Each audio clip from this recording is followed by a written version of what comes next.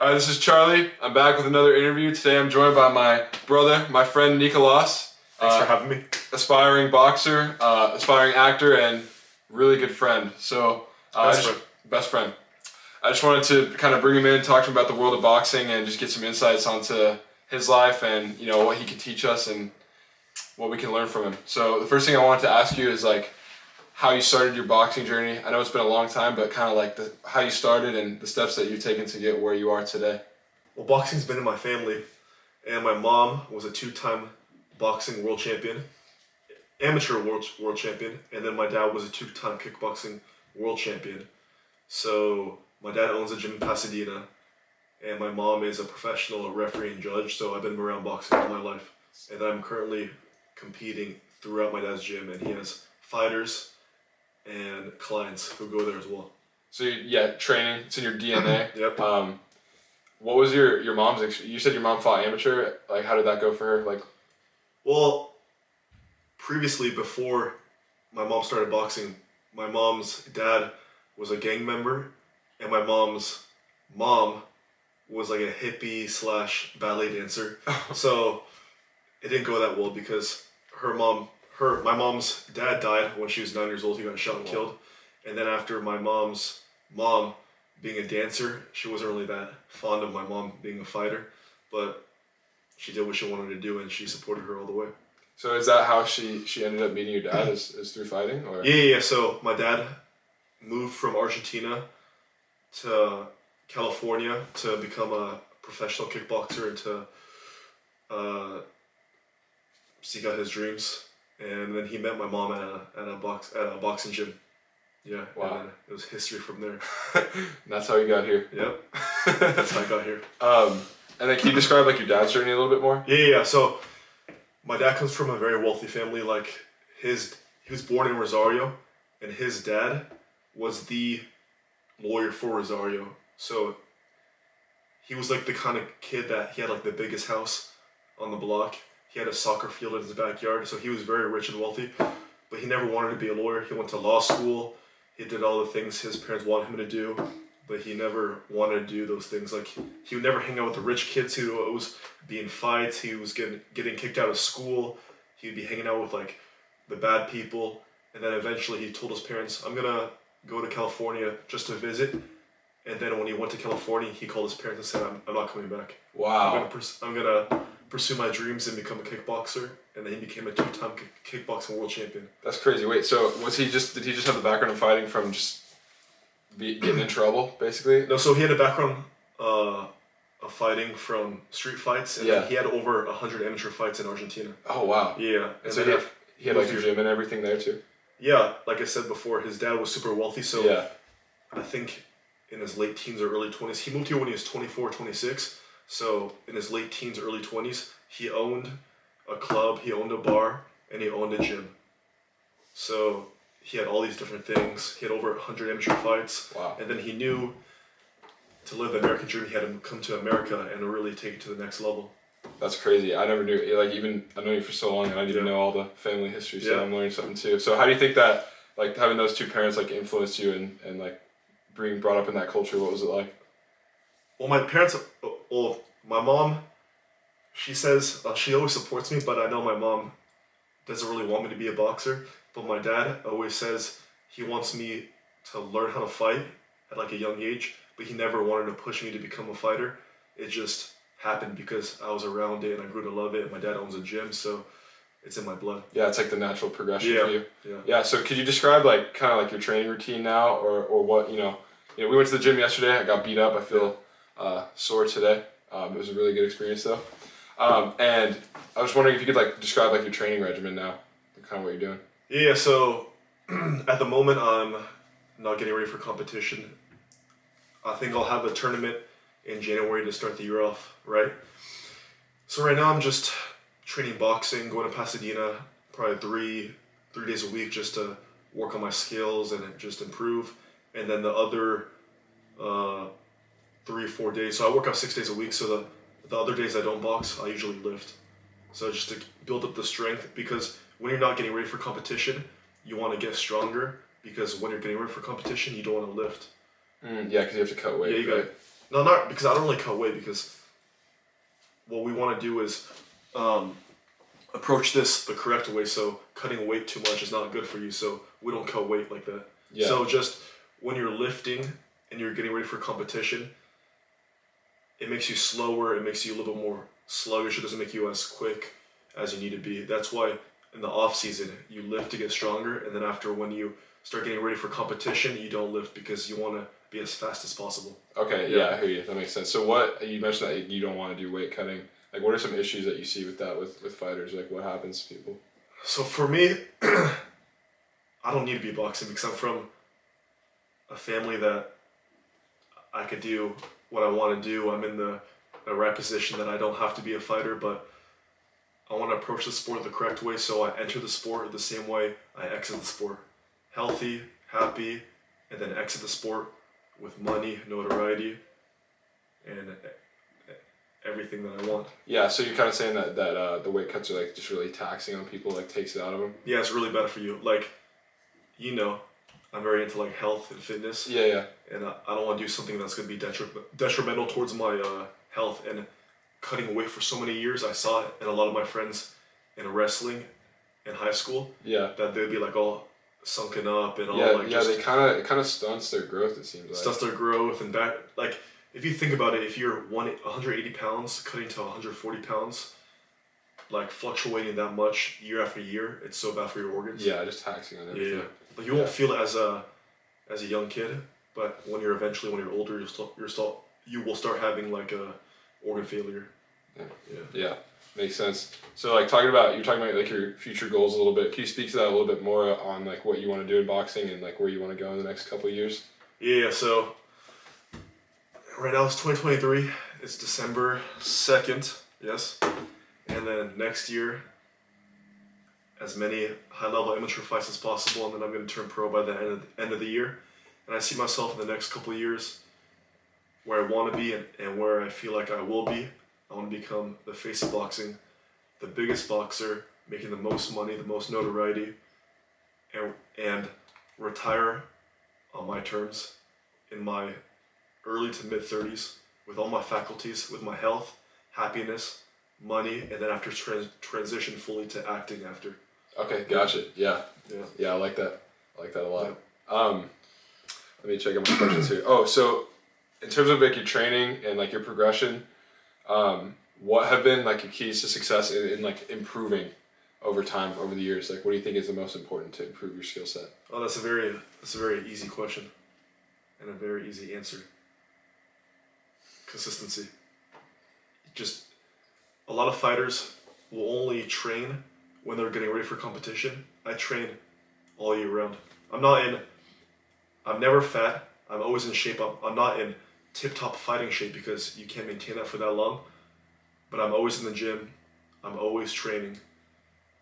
And that's how you get to the level where you want to get to. Just investing the time to get better consistently. Yeah, exactly. You can't just train when you're getting ready for competition, because when you're getting ready for competition, that's when you get in the best shape as possible. Where you improve your skills is when you're not getting ready for competition, when you could work on different things. Yeah. Yeah. That makes sense. Yeah. I want to ask you like what fighters today that you see inspire you, like in the current boxing and MMA or whatever, like who's the most inspiring to you? Current boxers? Yeah. Or current fighters? Yeah, current fighters. I like Gervonta Davis a lot. I just like his skill. Not so much like out of the ring, but like in the ring, his skills. I like his skills, his confidence. I like his power. I like his calmness in the ring. Also I like Devin Haney. I like his skills. I like his elusiveness. I also like Israel Adesanya a lot. He's a UFC fighter. I like how he like paved his way in the game. I'm all about like doing things that people haven't done before. I want to like make my mark and kind of like show them who Nicolas is, like who I am. And I feel like Adesanya really shows his personality. That's why so many people are attracted towards him. Yeah. And then I like Canelo Alvarez because he went from nothing in Mexico, and then he turned pro when he was 15, I believe. And then now he's the face of boxing. He's like the biggest boxer. He signed the biggest sports contract of all time.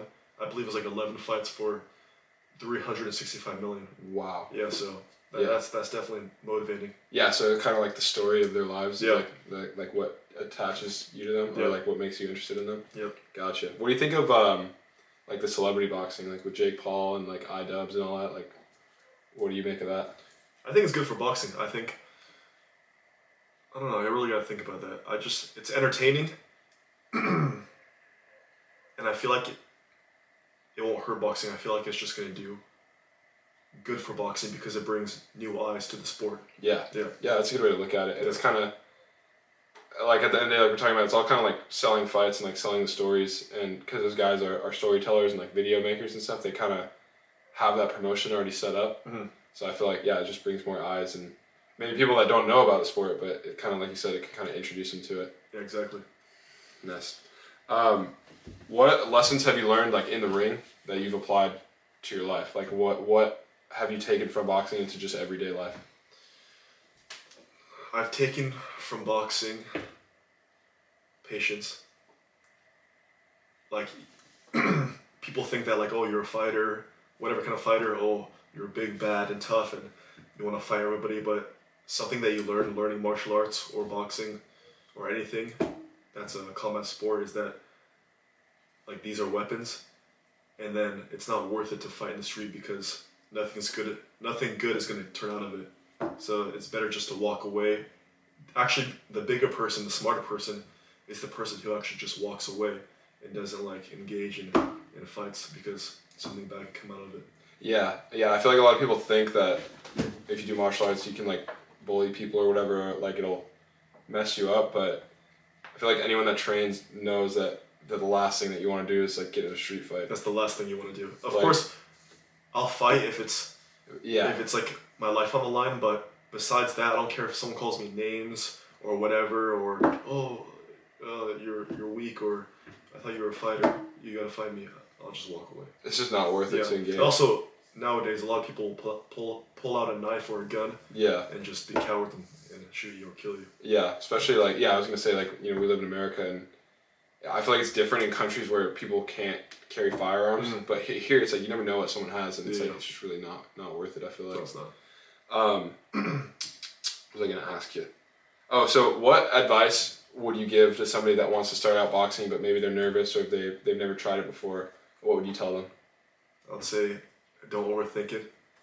Just go to do some research, find out what gyms are near you. Don't go to like one of those gyms that is just kind of like boxing for cardio. Actually go to like a real gym that they have like history of fighters being there, and you can tell like you'll actually learn how to fight and different things. And if you want to compete, then after they have the tools to take you where you want to be.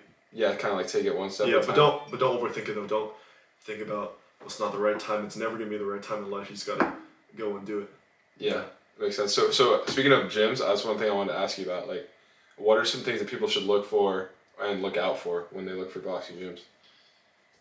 Something they should look for is not like a big chain, because most of those big chains are kind of just boxing workouts just for cardio, like not really to like work on skill or how to actually box, just more on just like cardio. And that's great if you want to just get in shape, but that's not what you want to lean towards if you actually want to learn how to fight.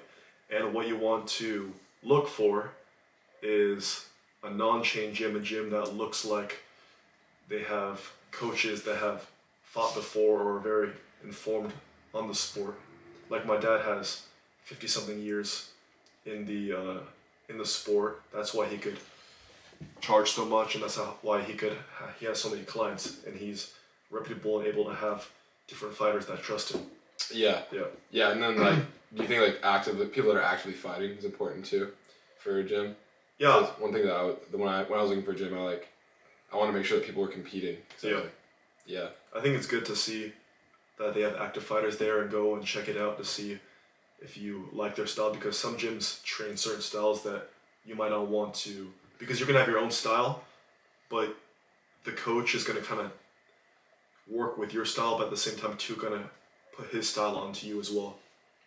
Yeah, to make sure that you want to be like what they're doing there. Yeah. It's different styles for different kinds of gyms. Yeah, I get you. Yeah. So fighting is like a sport with like really extreme kind of highs and lows.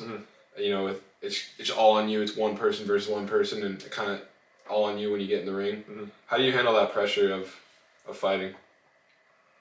It's hard. It's like I have all the skills. I have the full package, but the part I'm still trying to get over is the confidence. That's like the part that like can make or break you, because you can have everything, but if the confidence isn't there, then you fight like a novice. So I think it's a lot of just thinking. It's a lot of just no one's gonna figure it out besides you. There's no like easy way in.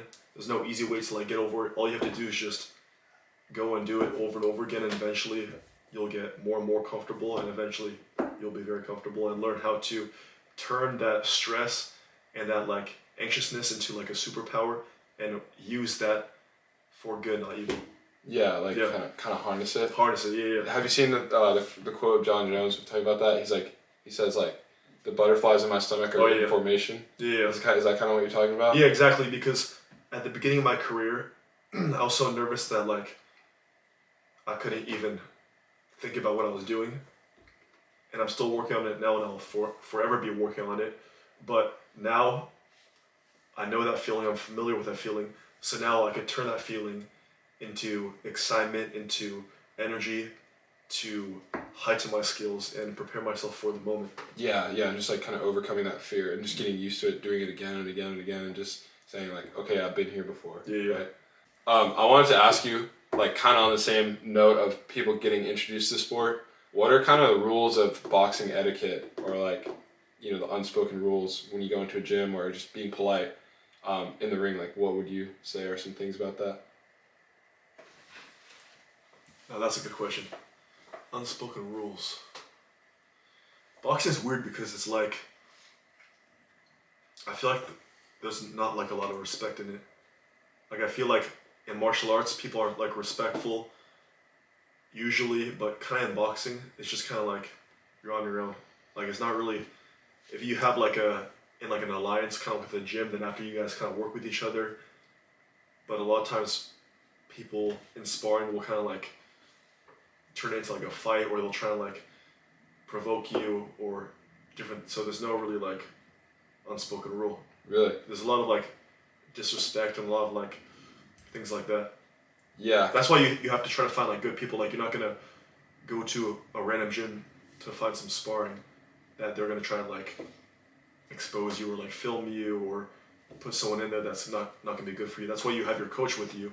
So your coach is there to protect you and say like if something goes south, and after he pulls you out, but hopefully even before that he knows that the gym is a good gym to go to.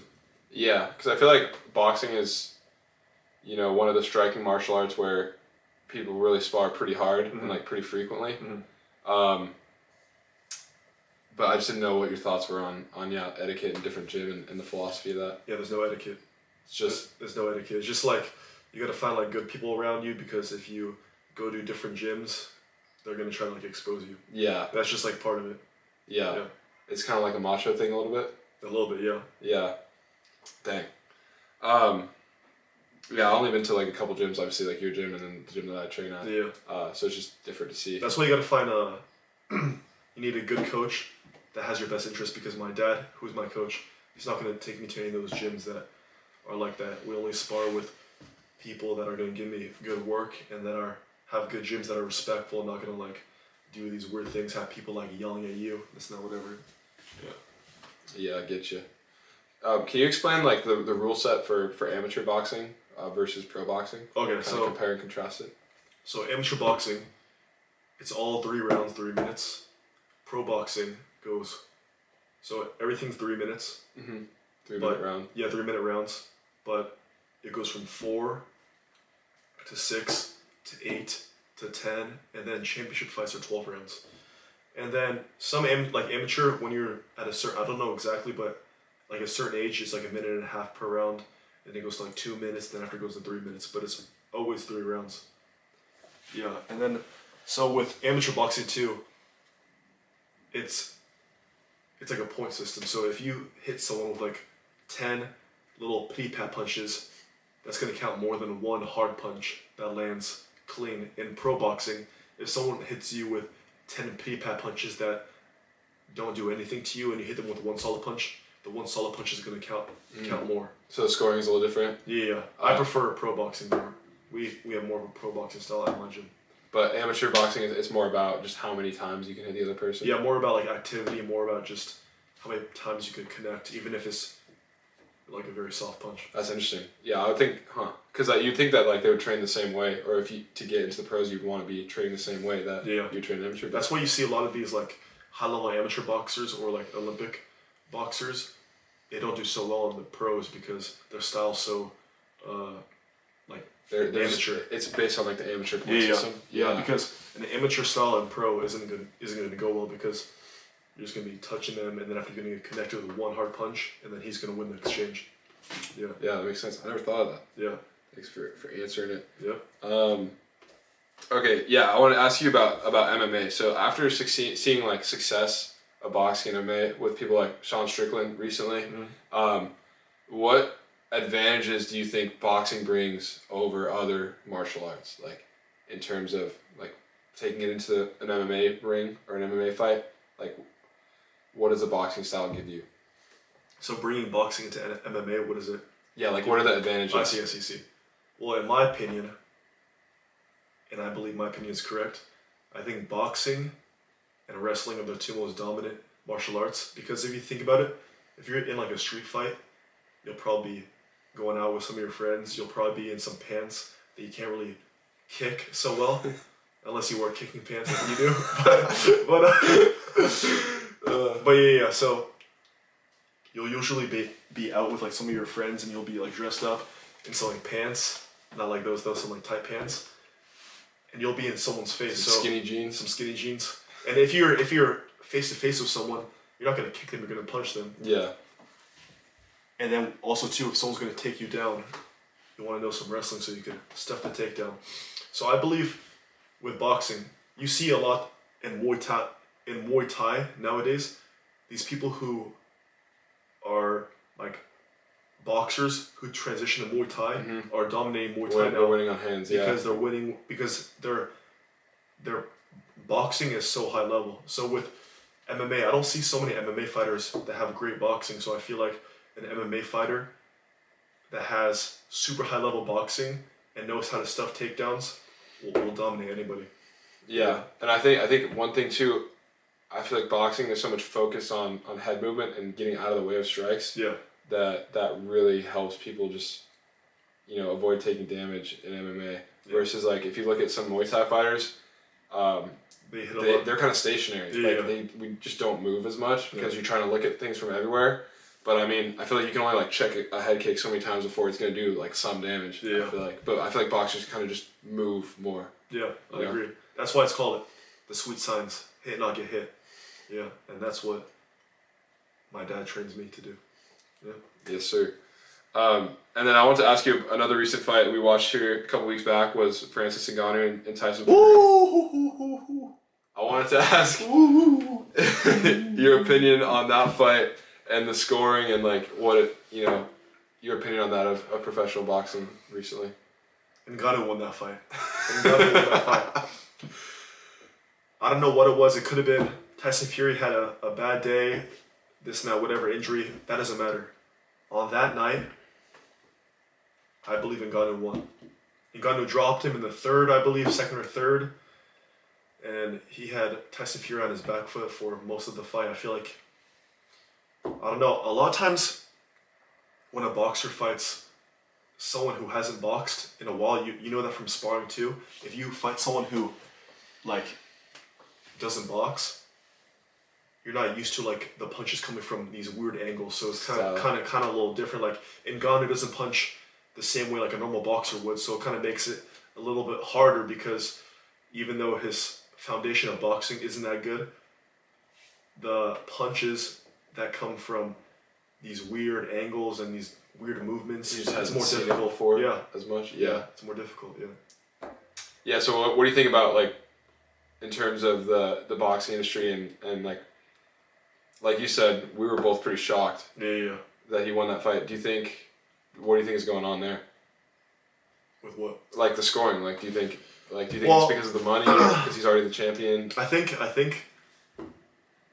well, everybody knows, like, these in MMA and boxing, these judges sometimes, I don't know what they're watching. Sometimes they're watching like a different fight. I feel like, because there'll be like a real definitive winner, and they'll still have the other guy winning, and it just kind of like ruins the sport, because when you see someone win, and then they still give the fight to the other person, it doesn't make sense. I think, well, it was because Tyson Fury was supposed to mow down Ngannou, knock him out, and then set up that Usyk fight. I feel like if Ngannou won, it would have ruined everything. That's why the fight it wasn't like a blowout, but it was like close enough to like give it to Fury. Yeah. Because you think that kind of like all the motion and the money is going for the next because fight. Usyk and Fury was the next fight and is the next fight now.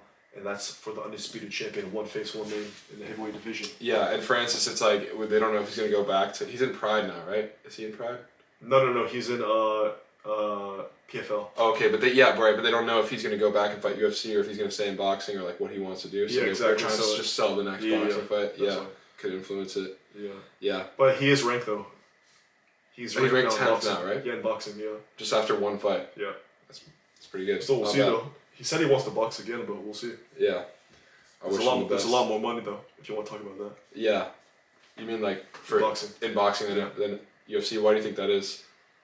Well, the great thing about mixed martial arts is that there's one company, big company, and that's the UFC.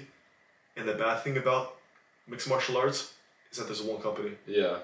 With boxing, there's so many different companies and so much money to be made, but there's a lot of snakes out there. A lot of people trying to take your money, a lot of this and that. So it's boxing, like at the lower level, it's very like hard. It's very hard to find someone who's like has your best interest. But boxing at the top level, when you are like in charge of your career and you're the boss and you tell people what you want to do, when you want to do it, the money's, you can't route that kind of money. But with mixed martial arts, Dana White has all the power. So okay, if you don't want to be in the UFC, you don't like it, go to Bellator or something that doesn't make nearly as much money. Yeah. But I would say like probably one championship is probably the closest competitor. But it's still not even close. Yeah. But so like I said before, the best thing. Power slap.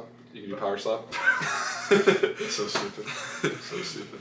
But yeah, like you're saying about boxing, it's more competition for the best talent, right? Exactly. So it's more potential to earn a lot of money. Oh yeah, if you look at like the top UFC fighters versus the top boxers, money-wise, it's not even like, I think the top UFC fighter probably makes like excluding Conor McGregor because he's like an enigma, probably like maybe 10 million or maybe not even 10 million, probably maybe like 3 to 7 million, and the top boxer, they make probably 50 million minimum. Yeah, it's crazy. I think a lot of the UFC fighters too, it seems like they don't make their money in the fights, but in merge, like if you're like Sean O'Malley. Yeah, exactly. By selling that like afro and everything, Yeah. and just having an Instagram following, selling, he sells all that weed and stuff. Yeah, Sean O'Malley was even talking about it too, like the UFC paycheck, it's good, but it's not like, he's the champion, and he should be making a lot more money than he's already making at the moment. And he said the money he's making is like okay, but most of the money he makes is from